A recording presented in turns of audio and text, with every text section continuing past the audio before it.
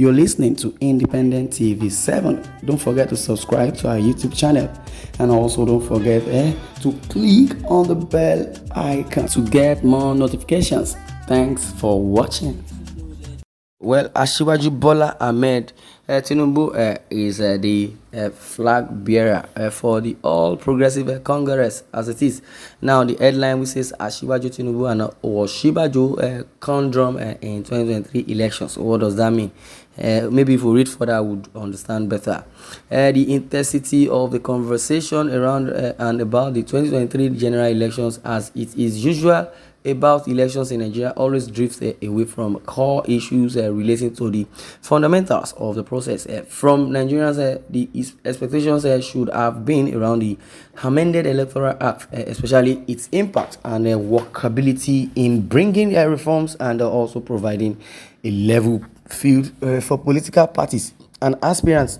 The conversation should also include at least ways of ensuring the absence of intimidation during campaigns and voting, transparency and fairness for the voters who spend hours electing their candidate of their choices. Also, in the same vein, in the same tradition, it is not about the economy and how the weakened naira can be shored up through introduction of productive industrial activities, but a plethora of what could pass for discussion garbage. Now, in descending order, the trending issue which should never have been in this discourse, and one which is supposed to be non-issue, is the attempt to prop up Professor Oluyemi Osinbajo, the Vice President of the Federal Republic of Nigeria, over and above the man on whom his political structure is built, nurtured, and sustained till fortune smiled on him and catapulted him into his current political turf. The emergence and relevance of Osinbajo today in the national arena today was powered by the political machinery of Chief Bola Ahmed Tinubu, also commonly referred to as Asiwaju by his numerous acolytes, because of his little or title or Jagaban by some, and as a BAT from his initials by others. He is the enigmatic former governor of Lagos State who has built an empire in a scale and magnitude that many people and also never of some people achieved as governors of the state, but as achieved by Bola Ahmed Tinubu by the Lagoon.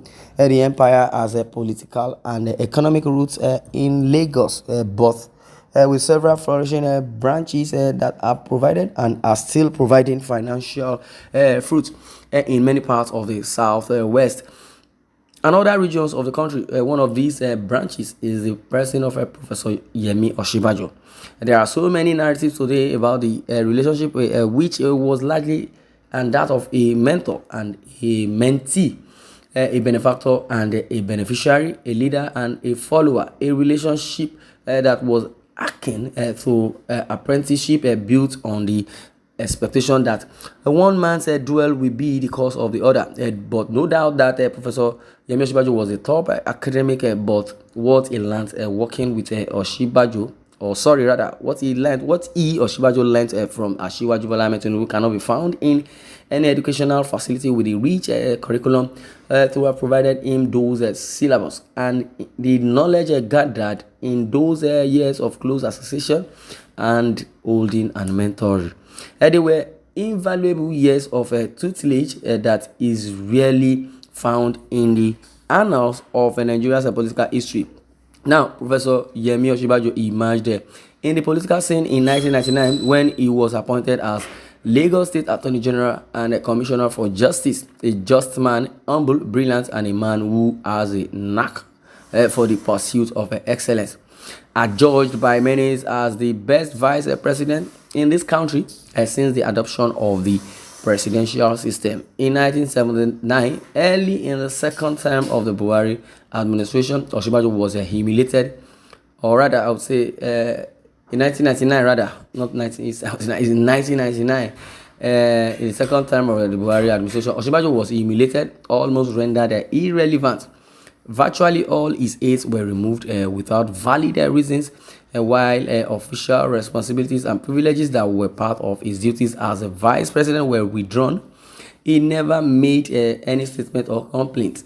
His written sword, his political capital appreciated during that term, and he enjoyed tremendous support from those who understand the final details of democratic governance. All that he earned in that period was due to the a sense of humor and sense of his political maturity and endurance. Now, what has this article said about Yemi Osinbajo, said about Bola Ahmed Tinubu? I'll throw it to the air. I would like everybody to comment, to lay comments, because as it is, we believe that Bola Ahmed Tinubu is the rightful owner of APC, if I'm not missing. But notwithstanding, Yemi Osinbajo, however, the signals have changed. The eagle, it seems, has established its dominance of its nest and the environment, and it's strengthening to take on its adversary. But should the adversary be the Jagaban under whose wings he prospered? It is unfortunate that Osinbajo is not choosing his battles wisely. Chronicles of current events indicates that Osinbajo is warming up and preparing his arsenal for the 2023 presidential election against his mentor, his benefactor, Bola Tinubu. As it is commonly said, observers are worried if this will augur well for the relationship and the political empire that both of them contributed to building since 1999.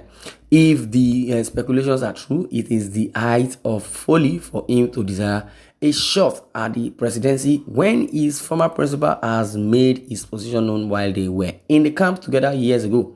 It will be no less horrifying as the encounter between Brutus and Caesar. Although those around him are surrounding the drum of the contest, the most frustrating part of it is campaign in his mind, the mind in the game, and also as choosing to play with his mentor. As the grapevine is swelling with stories of his preparations, there is the pretension or lack of affirmation from the man himself. What has agitated the minds of many discerning Nigerians is whether those who we know can descend to this level to bite the proverbial finger that fed him and brought him to political limelight. What becomes of the Judeo-Christian ethics of order and decency, which were the tenets he upheld in his relationship with Asiwaju? That's the question. Where is the respect for hierarchical ascension that is the stronger pillar of the Christian faith? Can Osinbajo consider a role model of a Christian, or can he be considered or the role of a spiritual leader or leadership? Decency and responsibility be hoodwinked by the forces spawned by political violence with the promise of power, betray the man who canvassed for and stood by him when he needed him most. That is none of anybody's business, but in a nutshell, I would say Christianity should be jettisoned when it comes to political posts, and maybe Islamic nature or thereabout. Religion has nothing to do with this, because the government of God itself, even God in his hierarchy, there are politics. Yes, there are politics. So if you tell me Osinbajo has backbited or wants to, use the I corner you syndrome, I would say it is needed, because Tinubu himself knows what politics is all about. But notwithstanding, if God has said 2023 Tinubu is going to emerge as a president, no problem. If it's Osinbajo or otherwise the other party, PDP, APGA, and thereabout, there's no problem. But let me stop here. I would like you to share your comments in the comment section. Thanks for listening, and God bless you.